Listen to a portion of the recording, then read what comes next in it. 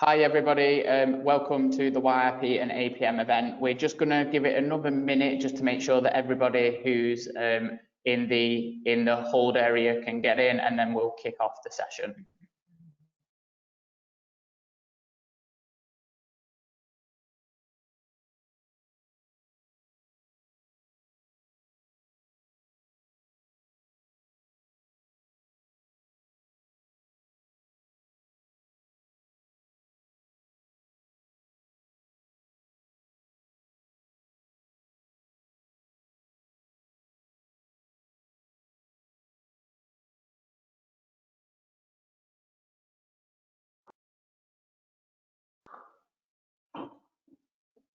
Hi everyone, hope you're okay and welcome to the Young Rail Professionals webinar. And joining us is the Association for Project Management, who will be delivering the event. For those of you who don't know me, I'm Jacob Cooper and I'm YRP's National Networking and Development Manager. And yeah, we're really excited to have the APM with us to deliver this event on all things project management. So we've got representatives from the APM itself, Rebecca, and we've also got two experienced and influential project managers and project professionals who will be speaking about their experiences, and that is Daniel Pollitt, who works for Network Rail, and IJ as well, who'll be joining us shortly. So yeah, if you've got any questions, there's going to be an opportunity to ask questions toward the back end.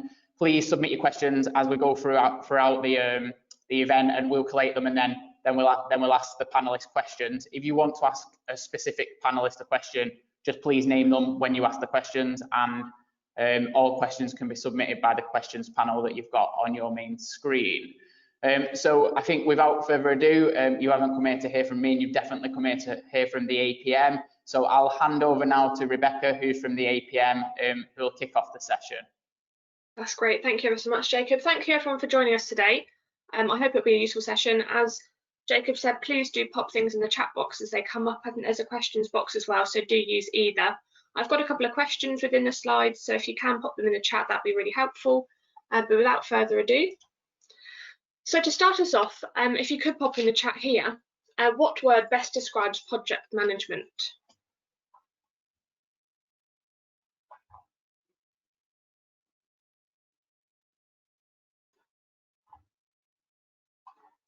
I'll give it a minute or so.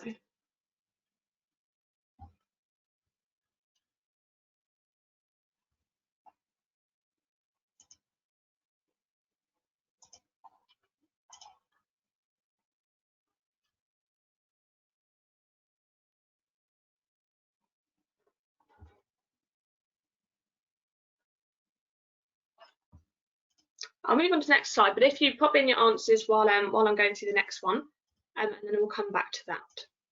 So what is APM? So of course you know APM stands for the Association for Project Management. We're the chartered body that represents the project profession. We have over 30,000 members from over 100 countries and over 500 corporate members too. And a really important part of being a part of a project, a part of a professional body, is that you can build your knowledge and networking. So here are just a few examples of some of the companies that are our corporate partners. As you can see, there are so many that are part of the rail industry and the transport industry, but we have lots more of these. So if you head onto our website, you can have a look at all of them there, but it's really good to know that it is such a diverse range of sectors within project management too. So earlier in this year, I was fully expecting to be referencing the Olympic Games by now, but instead, I've been talking more about projects that have happened during COVID. So as you can probably tell, project managers are always going to be important, and they're very, very versatile. So instead, I'm talking about projects like this. So this is the Nightingale Hospital, which was put up in double quick time. I think it was 6 weeks that it was put up in, and this was to help the NHS cope with COVID and the amount of patients that they were having. So as I said, it just shows how important they were during the pandemic. So last year, APM came together with one of our corporate partners, PwC, to find out the size and the value of our profession. The good news is it's still growing and companies are working in a more project-based way. And as you can see, the last stat there, 1 in 12 people in the workforce are project managers, which is such a huge percentage, and it's really, really positive. Brilliant. Yeah, so coming in on the chat, projects output and driven, yeah, really, really good ones. So just another one here. So what are the key skills for a project professional? Again, if you want to put them in the chat.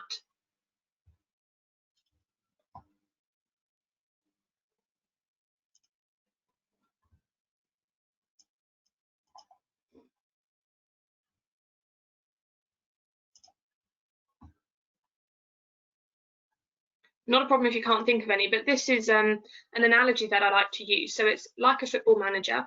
A football manager might not have the same skills as all the players on the pitch. He might not be able to beat Ronaldo, but he can bring together all of the people in the team at the right time to make sure that they are scoring the goals, they are defending the goals, and they are winning the games, and at the end of the day being promoted. Really similar to a project professional. They have the skills, the interpersonal skills that make them superb project managers, because it will mean that they can bring everyone together, they can communicate with them all, bring everyone together, work as a team, and make sure that projects are completed at a good time with the right money, with the right people. So they might not have all the technical skills of everyone in the team, but they are the person that brings it all together to make sure every project is a success. Daniel, I'll now pass over to you, and you can tell everyone about your career so far. Great, thanks for that, Rebecca. So hello, my name's Daniel Pollitt. I'm a program manager at Network Rail. I'll give you a little bit of an insight into my career and how I got to where I am at the moment. So you see here, title lawyer to project manager. So that picture on the left there was me around just over 6 years ago, and that photo on the right was taken a couple of years ago during some work I was doing at Waterloo. So how on earth did this happen? It's a question I get asked quite a lot. Yeah, what happened? Some people say what went wrong. I wouldn't necessarily go that far, but anyway, just a brief overview of my background here. So started off with kind of a fairly standard set of A levels for someone going into something like law, English literature, history, psychology, IT. Key thing to note there: no real STEM subjects, so no science, technology, engineering, or maths. Went on to do university, do law at university. So I studied at University of Kent in Canterbury. So did my degree there. Very involved with everything to do with law. Effectively, very set on becoming a lawyer, becoming a barrister in this case. And then subsequently went to do my postgraduate qualifications at City University in London. So the BPTC, which is the bar professional training course, course you need to do to become a barrister, and then was called to the bar in 2014. So kind of all set up, heading to a career in law, and then joined the Network Rail Project Management Graduate Scheme in September 2014. And this was a number of reasons. Firstly, I haven't secured a place to do a pupillage, which is kind of the next step in the legal kind of training program. And also I was kind of starting to get a little bit, I was starting to question my career choices a little bit. So did all this training to become a lawyer, and I kind of came to the conclusion that this might not necessarily be for me in terms of where my skills lay, things I was interested in, and so on. So I applied for a number of different project management graduate schemes, and in the end I had two offers, one at Network Rail and one on the civil service file stream. And I kind of took quite a mercenary approach at the time, which company was going to pay me more over a short period of time, and went for Network Rail. And I have to admit, I haven't looked back since. So what have I been doing for the past over 6 years now? So you see a little icon that's just popped up in the bottom corner there. Time to Talk was my very first project, and this wasn't an infrastructure project at all.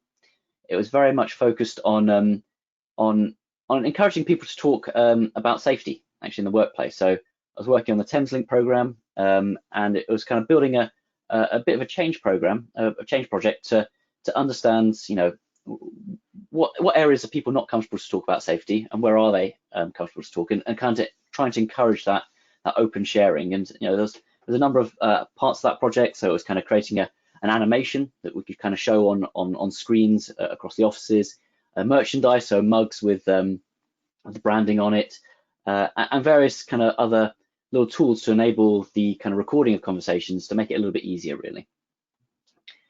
On the back of that, still on Thameslink project, my first proper infrastructure project. It was a platform lighting scheme to help enable the new Thameslink trains that were introduced a few years ago to run on the network. It's, quite a small scheme in the grand scheme of things, but still, with a value of into the millions of pounds. And this was kind of the first proper project I was managing within a few months of joining the graduate scheme. Picture that's just popped up there was still on the graduate scheme as well, and this is a level crossing up near Cambridge somewhere. And my job effectively on this was to take a relatively complicated design and try and explain it to the local parish councils and the local residents about what we're planning to do in their area, to try and get some feedback in terms of any thoughts they had, any concerns they had, anything that might influence the design, but also trying to understand, okay, what do we need to know about the local area? Is there a particular time of the year that we shouldn't do this work because it might impact the local area?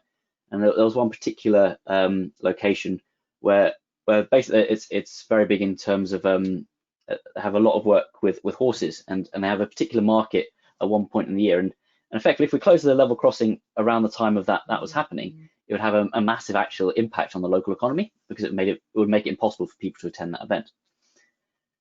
So that was fun. Picture that's popped up on the bottom there, it was my kind of another bigger project looking at kind of track renewals. So this is a junction just outside Southampton, and I was responsible for doing the long-term planning for this scheme. So understanding, okay, what do we need to change? What are the requirements? Start building a plan, how we can do this, start securing resources, and really kind of taking a bit of a longer-term look to see how we can deliver this scheme. And I managed kind of the early development stage. This is probably about 5 years ago now, and it was just delivered on site just the other year. So it was nice. It's always nice to see a project you start actually being delivered and put in the ground. Now, the next, so this photo is it's probably one of the biggest projects I've been involved in, and quite an exciting project. So this is Waterloo Station in the summer of 2017. And that photo is currently taken somewhere between platforms 2 and 3, I think. So you can see that the tracks going into London's busiest station and the platforms themselves completely dug up. It was a complete building site. So I was responsible for managing all the track works associated with that project at Waterloo. And there you can see the photo that's just popped up is kind of the finished piece of work. So it was kind of very much on-site project management, really getting involved in the detail, coordinating all the works, making sure the materials are in the right place at the right time, and proactively kind of on-site working with the construction manager to deliver the project. Quite a proud piece of work, I have to say, yeah, quite a lot going on. Photo that's just popped up there is a train derailment outside Lewisham a couple of years back. And this is kind of a very different type of project I was involved in. So whereas all these other projects you've seen so far is very much based on kind of long-term planning or taking a very well-established plan and actually executing it, this was a much more emergency kind of project management. So working very much, basically I got a call on the Monday morning, I think it was, from my line manager, basically saying, okay, get back on your train, go home, sleep, get a hire car, and meet me on site at midnight tonight. And basically we had a remit effectively to get the railway fully up and running within the space of a week. And what happened here, a freight train derailed across a set of points. Can't really see it so well there, but if you look a little bit closer, you can see the track's kind of a bit bumpy, and actually underneath the trains a bit further down, the track was completely shredded. It looked like spaghetti, these big iron tracks, but completely messed up. Very much reactive project management, very intense week. But again, very fun, and a case of, okay, how do you get resources, materials, people that normally take 6-12 months to procure within the space of a week on site and in a safe manner. So that was very exciting.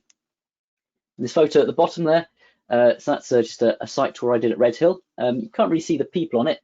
I mean, all of them are paid far more than I ever will be probably. But the tall guy sort of towards the right is Chris Grayling.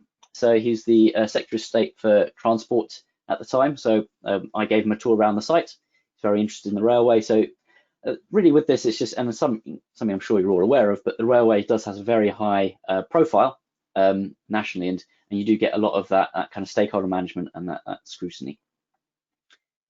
And then this Crossrail 2 is the last project I was working on before my current role. So I was responsible for managing the on-network sections of Crossrail 2. So it's effectively the two kind of big circles in yellow, and it's where the Crossrail 2 route kind of interfaces with the Network Rail existing infrastructure. So a big project, a big program of works I was managing on behalf of Network Rail, and again a very different type of project to what I was doing previously with the on-track stuff. Very much looking into super long-term planning, multi-billion-pound scheme, managing designs, understanding the impacts it's going to have on local areas, and helping to build a business case really for that scheme. So you see quite a varied career so far up until this point. Lots of different things across delivery and development, long-term planning, very much a bit more immediate. And then this brings me to my current role. So since March, I've been working as a program manager, focusing on pipeline and concept projects. And I'm effectively responsible for all new enhancement schemes in the southern region of Network Rail. So you can kind of see on that map there, kind of the area I cover. So it's Kent, Sussex, and Wessex. All the way, some of the biggest stations in London, such as Waterloo, out to kind of Dover and Folkestone, and then all the way kind of broadly speaking towards Exeter in the southwest. And what I'm really doing it with my current role is I'm at the very first stage of kind of project development. So I'll get stakeholders and sponsors and the DFT effectively approaching me, with an idea that we have this vision of the scheme we want to develop. How do we go about doing it? So I manage a portfolio of what they call pre-GRIP. So GRIP is our governance process, or pre-SOBC, so pre-strategic outline business case schemes. So really kind of shaping the overall concept, understanding what's possible, what's not possible, broadly speaking, how much it's going to cost, things like that, helping to build a business case. And the range of projects I focus on, new stations, new tracks, congestion relief schemes, connectivity schemes, decarbonisation, electrification schemes, complete station regenerations, and as I said, some of the places I work include the busiest stations in the country, and also smaller stations as well. So it's quite a broad remit, and other things to do. Quite a lot of work around requirements capture, so working with stakeholders to understand what they actually want and what they actually need, and there's obviously a big difference between those two, wanting and needs, between their wants and their needs. Building proposals to seek funding, so kind of putting working out, okay, to take this project from initial concept to detailed design, it's going to cost you this much money and take this long. So I'm involved in that. Coordinating future enhancements, so understanding where different schemes might be able to fit together and making sure we don't get too many clashes with schemes all trying to build things at the same time. And also level of systems development. So this is something a bit different to kind of a standard infrastructure project management role. Very much focused around kind of create a single source of truth or a single system to kind of capture all this information in one place. So, working on some coding, working with different apps and software to try and develop a system to make this work. And just briefly in terms of my career progression and opportunities I've had to date. So started back in 2014 as graduate project manager. And from a qualifications point of view, at that time, I got the APM Project Fundamentals qualification, or introductory certificate as it was called at the time. 2015, I kind of moved up in the organization to scheme project manager. And at that time, I did the APMP qualification, or the it's now known as the APM Project Management qualification. So I did that kind of in around 2015 and did that role for a few years. 2018, became a project manager. So again, a little bit further up in the kind of hierarchy. And at that point, kind of did a Prince 2 qualification, but also I got my full membership of the APM, so MAPM. So that effectively means I'm a full member of the APM, and that's based on looking at kind of my experience to date. And then 2020, now in the role as a program manager, so I have a number of project managers working for me, managing these schemes.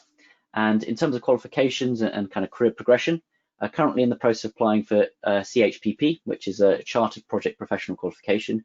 So fingers crossed, in a few months I'll be able to put that as a few more letters after my name. But It just generally shows the kind of career progression I've had, and I have to say I've been very lucky, very fortunate in having these opportunities available to me. But it kind of just gives you an idea of how I've kind of worked through the organisation. That's great, Daniel. Thank you ever so much. One more slide, I think. I've not got another slide on here.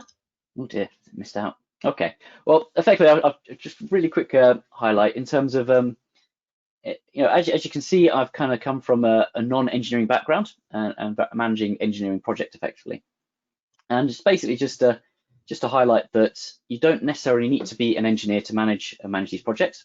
Of course, if you are an engineer, it does give you a really good idea of what's required and some of the direction the scheme needs to take. I'd say the benefit I've had coming from my background is I've been able to use my legal background to kind of look a little bit more into the kind of contractual side of things, understand some of the legal implications of what we're doing. But also as a project manager, it's important to be able to take a step back away from the detail and look at the bigger picture, understand how everything fits together without getting necessarily too tied up in specifics. And really with project management is you'll find that there's so many different disciplines involved, and in projects there's so many different disciplines involved. For a standard station, for example, you'll have your constructability team, you'll have your civil engineers, you'll have kind of mechanical engineers looking at the tracks and signalling engineers looking at signalling, and then you've got a consent view as well in terms of the impact to the wider area.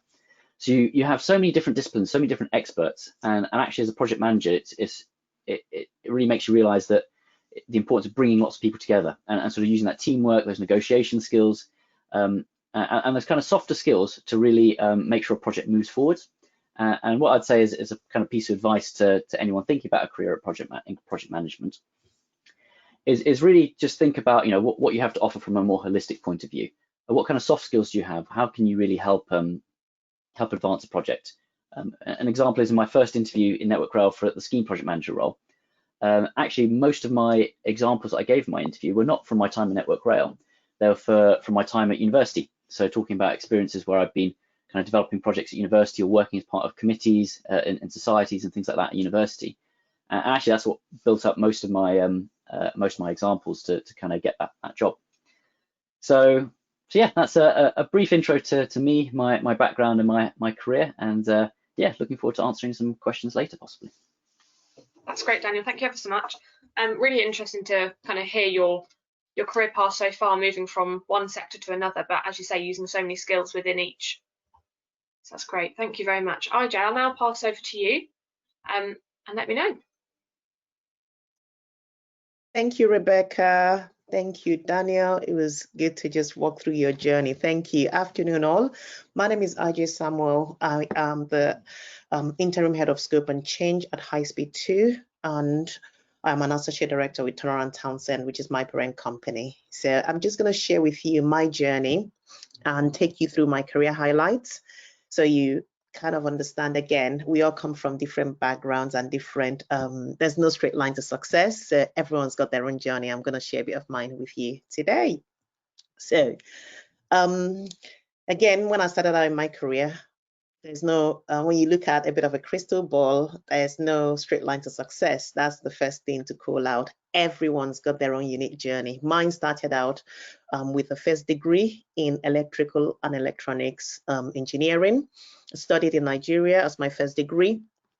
I think when I was pulling this together, I was like, this is showing my age a little bit, but I'm going to share my journey with you all. So hopefully you take something away from this today. So straight after university, I started out as a control systems engineer, working on SCADA systems at substations, pretty much connecting power stations and getting them to talk from a control center. So for those of you that are into SCADA systems, you probably would have an idea of that one. Finished that project on an 18 months basis. Always had a dream to study and do my do a master's degree. So I followed that dream through and I came to the UK to do a master's degree in electronic communications and computer engineering. I think the key thing there to call out is we all have different intentions Some call it different dreams, some call it different intentions, and it's important that you stay true to your goals and to your dreams and don't let anyone stop you. I'll touch on that in a bit as we go through this timeline as well. So after I graduated with my doing my master's degree, I started out as a control systems engineer again with Flow Corporation. Again, they're big on oil and gas. Some of you may know them as an EPC company. So my first project with them was on a petrochemical plant. I was working as a design engineer with pressure valves, relief valves, specifications, and sizing of instruments. Fast forward into doing that role, and it went on to site in Saudi. At the time, women were not allowed to site, so that wasn't even an option for me in Saudi. So the design team, the construction team moved to site.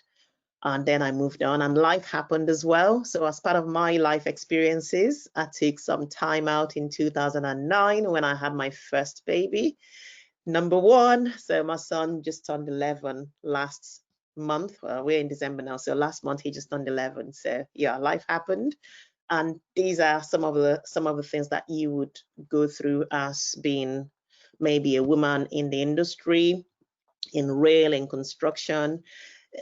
If you decide to have a baby, you would have the time out. Again, if you have that dream and passion of building your career, then there's no stopping.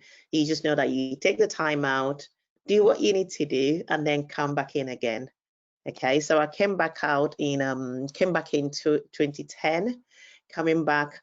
So if you think about before I left, I was working as a control systems engineer. I came back, was still working as a control systems engineer, and the first thing was I wanted to see the bigger picture, the end-to-end. So as an engineer, you get bogged down into the detail. I think Daniel touched on that when he was talking earlier on. And sometimes you may struggle to see the bigger picture. One thing that was obvious to me, I always wondered, so for control systems engineer, we came in, once we did the design, next time we come on board, we're at the back end of the job. You've done the foundations, you've done the piling, you've done all the civils. Before then, you come on and switch on your controls, right?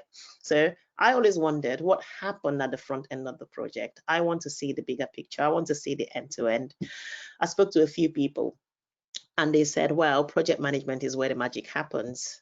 And you know what? I just like, yep, I put my hand up. I want to switch into project management. And the first time I said that, they were like, go figure, go back, a control systems engineer, go and do your chartership, you stick into that discipline. And the reason I call this out is because sometimes when you want to make that switch or when you want to put your hand up to do something, people would say, you might get the no here and there. It doesn't always happen the first time where you say, I want to make a switch. So this is my putting my hand up to say, I want to see the end-to-end of project management. So I didn't quite step in as a project manager. I stepped into what we call project controls. So some of you on the call might be from project controls background. Again, we refer to those as specialist project management skills, where I stepped in as a planner, learning how does the plan come together? Whatever you're building, be it an extension, be it a power plant, be it a petrochemical plant, you need to have a plan. Even if to study for a degree, you need to have a plan. Say it's 3 years, it has a start, it has a finish date, there are milestones in between, you have exams. So all of that, if you think about the complexity of the scale of some of the projects that we do within rail systems or even across the industry as a whole, that takes a lot of skills and experience to pull that plan together. And then again, an opportunity came up whilst I was in there to also switch and become a cost engineer. So if you get the opportunity to do a rotation, I would say embrace it and go around various disciplines, because as a project manager, you would have to understand a lot of skills when it comes to, say, cost management, risk management, stakeholder engagement. There's a whole raft of skills in there as a PM to help you become competent.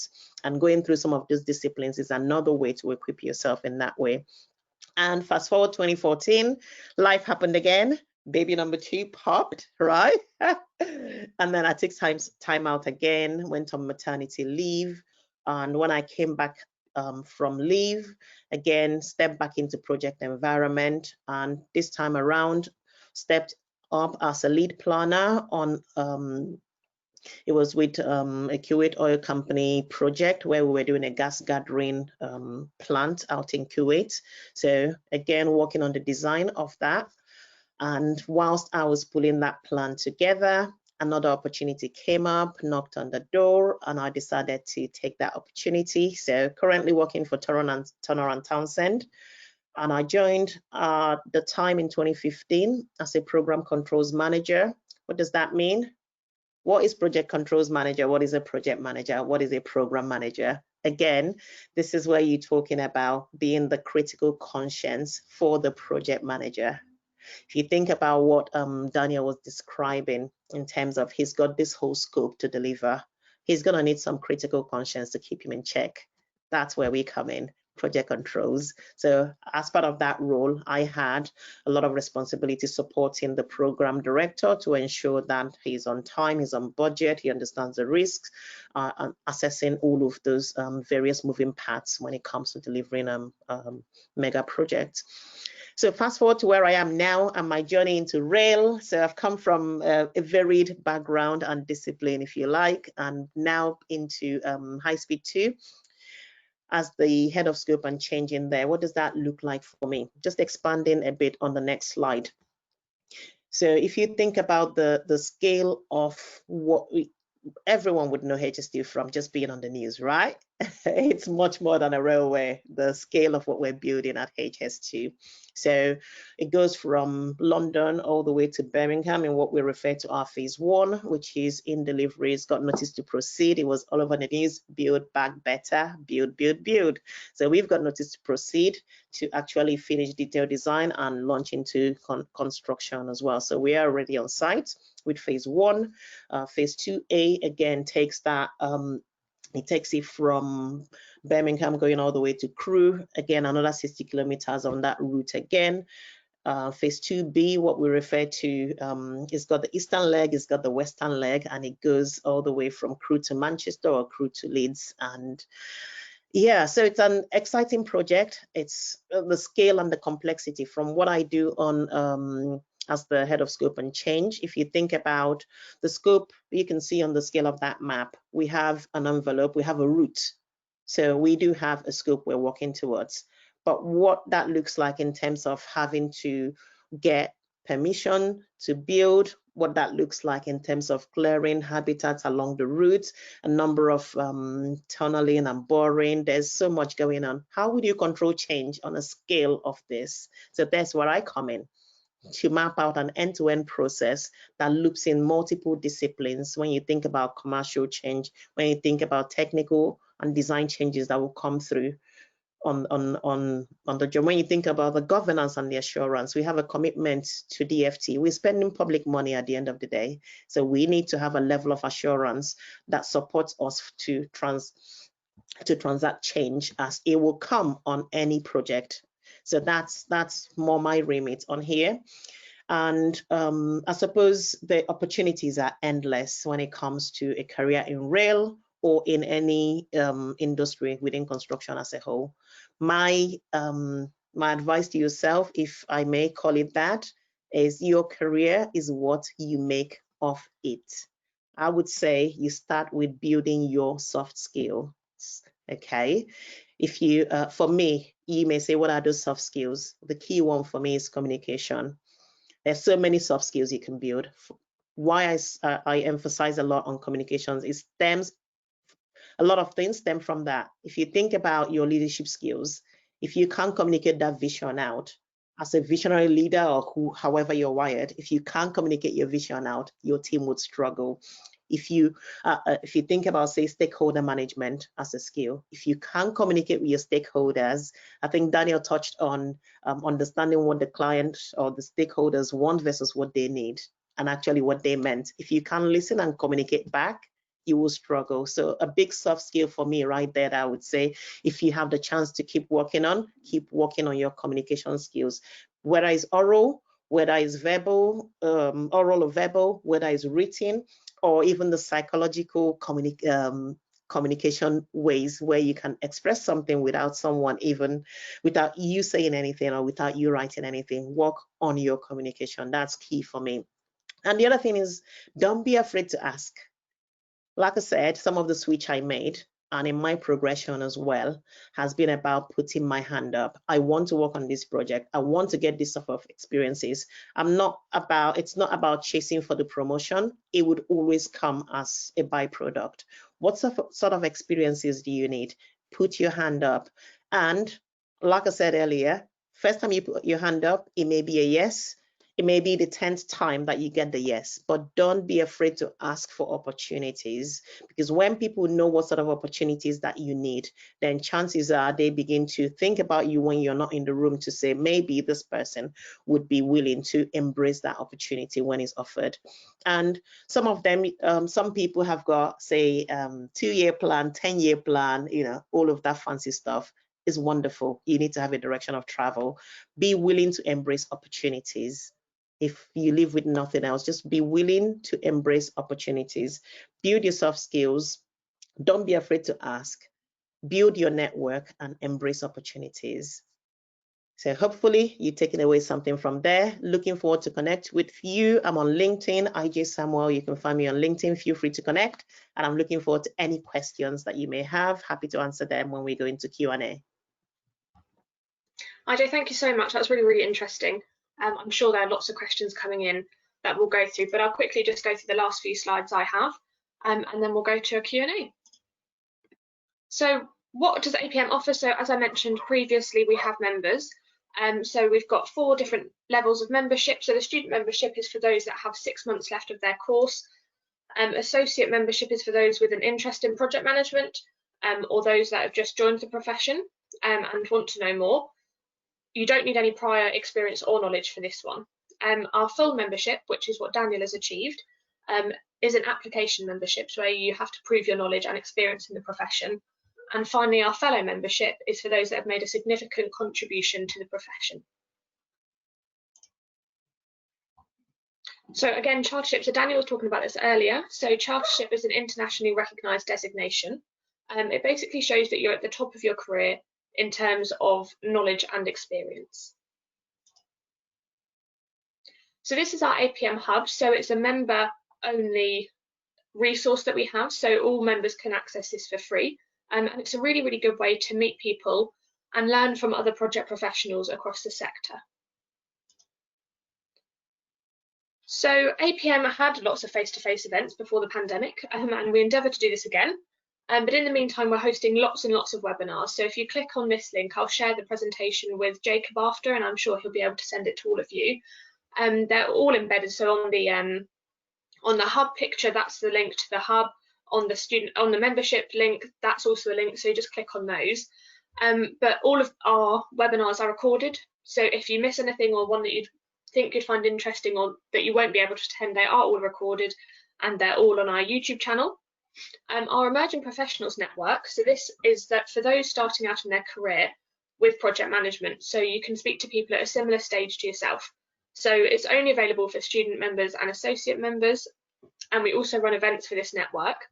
They were face-to-face, and of course we hope to do this again soon, but it is a really, really good way to build your knowledge, build your soft skills and your network.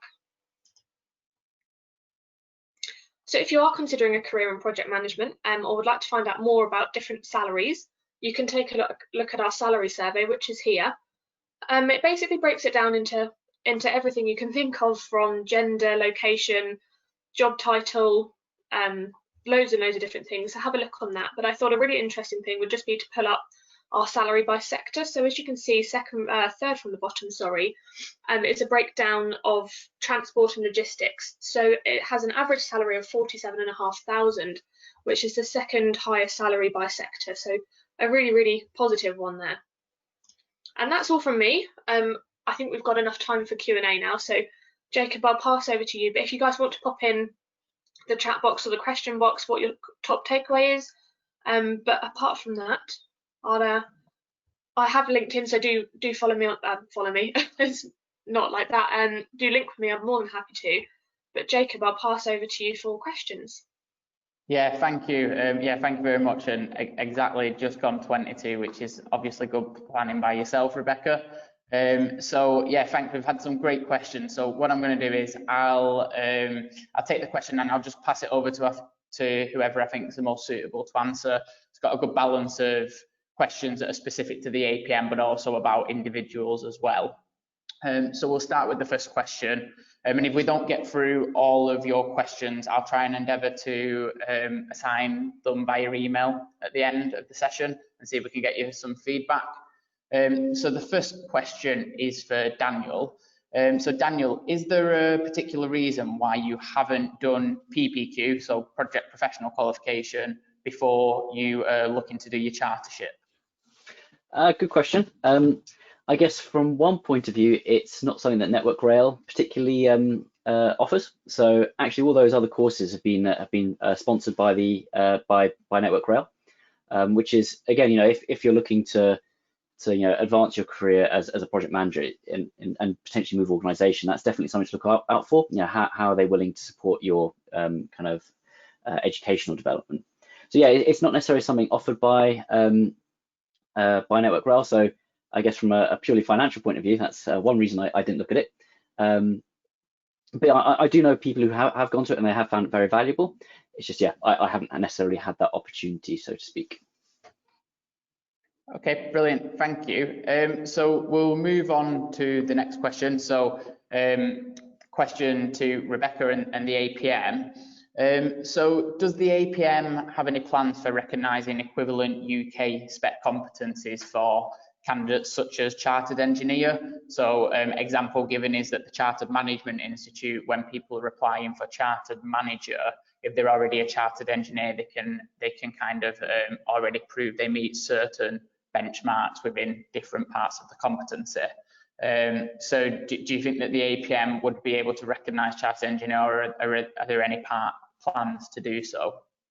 We don't at the moment, purely because it's a kind of a completely separate one. I completely agree that there will be similarities between them and obviously reflections, but because it is obviously its own thing and it's right, we don't have any that you can kind of bring over. But I would say a benefit of doing one with another institution would be that you have the skills and you know the kind of the route to it, and you'll know kind of from the beginning of your career. If you have a look at the guidance now, then you'll be able to shape your career to get there a lot sooner. I think a lot of people do think that you have to wait until you're old and grey to even apply for chartership, but you really don't. I think our youngest chartered project professional at the moment is 25.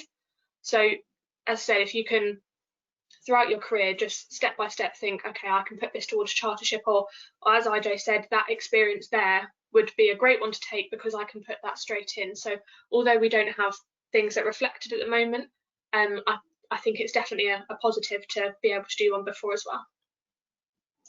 Brilliant, thank you for that. So next question is, I'm going to pass this to Daniel, and I can probably provide some input to it as well. So the question is, I'm coming up to 4 years as a PM. I have the PFQ and the PMQ through the APM. Should my next step be MAPM before Chartered Project Professional? But also, so I think that's one part of the question. But the other part is more of a concern that Network Rail projects don't align with the APM guidelines, and will this hinder the individual's chance of MAPM or Chartered Project Professional? Okay, interesting question. Firstly, in terms of the MAPM, absolutely, go for it. I believe the criteria is if you've got 3 years and the APM or APM PMQ is the requirement. If you don't have PMQ, it's a 5-year window before you can apply, I believe.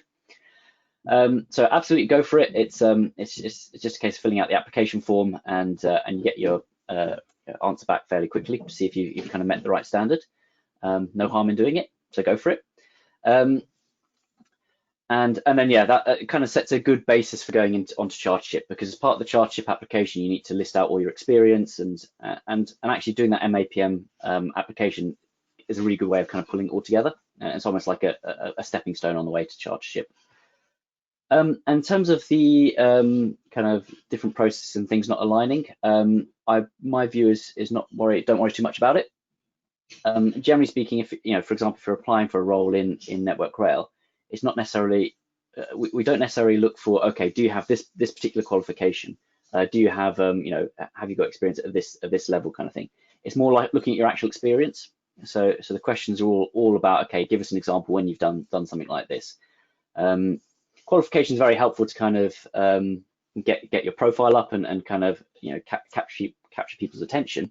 But actually, in terms of applying for roles, it's much more based on where your experience lies. So I wouldn't worry too much about technicalities in that sense, about one process not lining up with another. It's much more about the actual skills you've got. Yeah, and I think I'd second that as well. Having worked for Network Rail or working for Network Rail and been through the chartership process myself, the chartership process is open to every project manager from any industry or background, so it's never going to align specific to a company. And if you're worried about whether it aligns to Network Rail's grip, it's more competency-based rather than framework-based, in terms of it's not about a methodology that you follow like Prince 2. So you don't worry about that at all, is my advice. Jacob, okay, just one thing on that. Sorry, yeah. I'll just say there's different routes into chartership as well, so it doesn't have to be just one or the other. So if you are interested in it, just have a look at the guidance there, and there will be different ways you can come into chartership. Yeah, brilliant. And I think we've actually got the guidance is attached on the handouts, or some of it, isn't it, Rebecca? So yeah. Okay, perfect. So a question for IJ. So let me just lost it then. What's the best career advice somebody has given you? Best career advice, there's a number of them. It's don't be afraid to ask. And that's why I put it back there, and I'm giving it back as well. Don't be afraid to ask, what's the worst thing that can happen? Say no. Then what? You're not dead, you're still alive, yeah? So don't be afraid to ask for opportunities. If you know that you, again, some people, I've heard over time, I do a lot of mentoring and coaching, and some people say, but if I say that, my manager would think I'm going to take over their job. That's their problem, not yours. This is how far I want to get in my career. How can you help me? That's why you're my manager. So don't be afraid to ask. And if you get the manager who is one of those who would not want to help you, it's fine. It's only a matter of time. That person is not going to be a manager for life. You've got a long career ahead of you. So it's only one setback. But again, I'll talk about don't be afraid to ask, but also you build your network, because through your network, even if there's one manager who's not willing to support you, there will be another, and there will be peers and colleagues as well who will be able to support you. So don't be afraid to ask. No, I think that's really good advice. And quick fire again, because I'm going to come to you for this next one. Question is, I'm working at the moment as a mechanical design engineer, and I'd like to see if project and project management is something for me, and I want to get into project management. So what advice would you give me to be able to start that? So for me, in the route that I took, when I was sure that I think I want to go into project management, I went and had a conversation with my line manager, who was like, go away, go back, you're a control systems engineer, go figure. And then I had a chat with my line manager again. So, that's why I started with don't be afraid to ask. So how would you navigate that? You need to speak to your line manager, because that person is meant to help you to progress in your career, not just approve your timesheet or do your holiday. Their duty is to support your career progression. So speak to them. Hopefully they'll be helpful and supportive. If they're not, give it time, speak to them again. Find maybe the discipline lead or manager, or however the metrics of the organization where you're in, find someone else to speak to as well. I've had a chat with always speak to your line manager first. You can speak to as many people as possible, but always start from your line manager, because whenever you go to someone else, they will say, have you spoken to your line manager? And you want to be sure that you've gone through, who the person who's meant to be responsible for supporting your career development. So that's how I would approach it. Go to your line manager. If they're not being very helpful, speak to other people as well. And then also find time, go back to your line manager. Don't give up. If you know that's what you want to do, keep knocking. Maybe the 10th time the door will open, but don't stop scratching that itch. Brilliant, thank you for that. So I've got a question for Daniel, and I'll ask it Daniel, and then I'll also ask it IJ as well, because I think it's really relevant to yourself. So how transferable do you think the project management skills and experiences are from the rail industry to be able to transfer into different industries? So Daniel, if you want to give us a quick answer, and then IJ give us a quick answer as well. Sure, I think they're very transferable. As we both mentioned, it's quite a lot about the soft skills you're taking on. So things like putting a plan together, organizing requirements, workshops. It's kind of that communication, being able to talk to people is needed in all industries. So I'd say yes, it is possible. I have seen a lot of people transfer for industries as well, and I would lie if I say I haven't looked into other industries as well. A good example of that is some of the work I'm doing at the moment is very much based around kind of software development, which is something that even a year ago I'd have never thought I'd be doing. But actually, what I've been able to find is actually taking my experience gained in infrastructure, project management and development, apply very similar techniques, ideas, and experiences, and apply it to that. So it's amazing. It seems daunting at first, but it's amazing how transferable these skills are. So I'd say it's very transferable. Thanks, and IJ? Yes, so Daniel just hit the nail on the head right there. It's as transferable to as many industries as you can imagine. So if you think about myself in rail industry, I haven't gone through any route digging up or being on a rail project before I arrived at HS2. But if you think about my program management, project management experiences, so if you think about risk management, tell me what project, IT project, I don't know, butchery, whatever, that doesn't have a level of risk associated to whatever you're doing. Risk management, if you understand it in one, you would apply it at the other.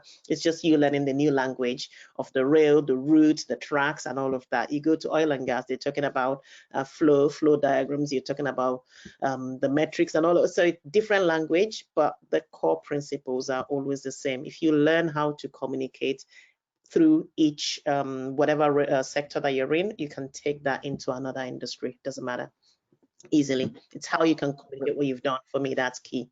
If you can't, it doesn't even matter. Even in your industry, you can move. No, that's brilliant. Sorry to cut across it, jump then. But yeah, thank you for that answer.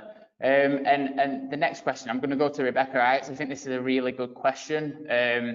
So does the APM offer volunteering opportunities to mentors or mentees who are looking to progress towards MAPM or chartered? So I know, like from experience, I know that the IET, when you're looking to become a chartered engineer, can assign you a mentor to help you coach with your application and the interview itself and progressing it. Does the APM have any opportunities like that?